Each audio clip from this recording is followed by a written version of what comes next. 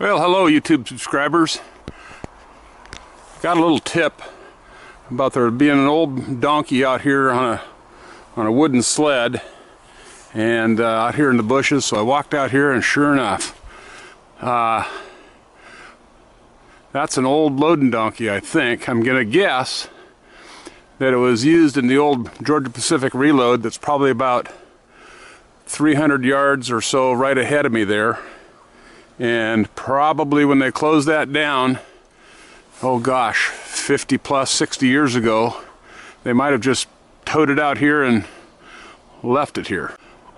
So it's a little 2-drum machine, a little haywire drum over there, and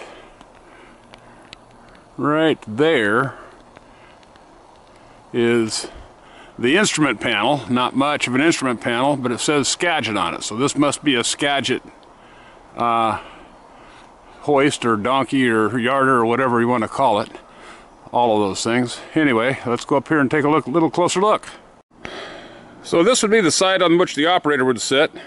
There was a seat right here somewhere, and there's one of the brake pedals right down there, and some of your friction levers over here.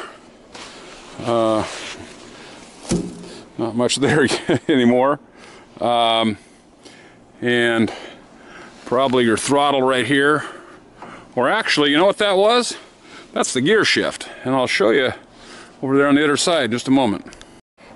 You can barely make it out there on the hood of this thing, but that says Skagit right there. So this was a Skagit yarder. I'm going to guess it was probably late 40s, early 50s maybe, something on that order.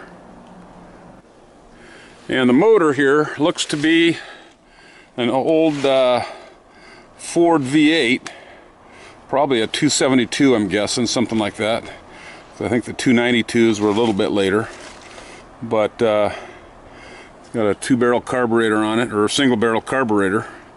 And that was the power for it.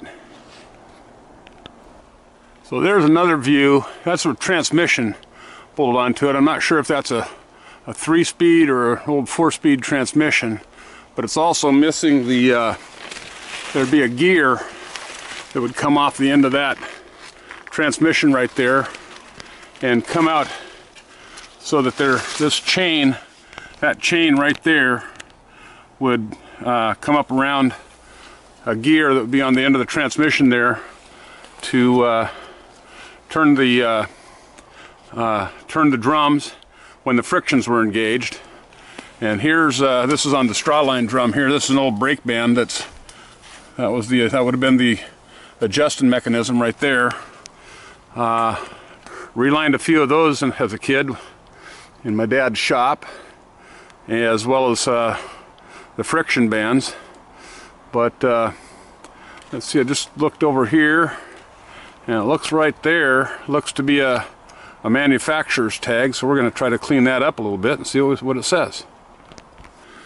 So you can see this old sled's pretty well rotten, but it was mounted on this end, and that sled goes down there for another 20-25 feet or so. So that was probably enough to hold it on the ground while it was loading logs. But you can kind of get a feel for how these were built.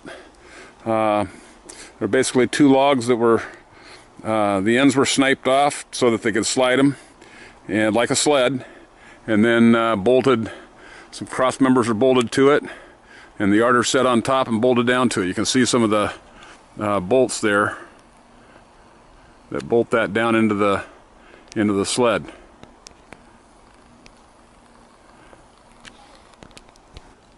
Okay, cleaned up that manufacturer's plate a little bit.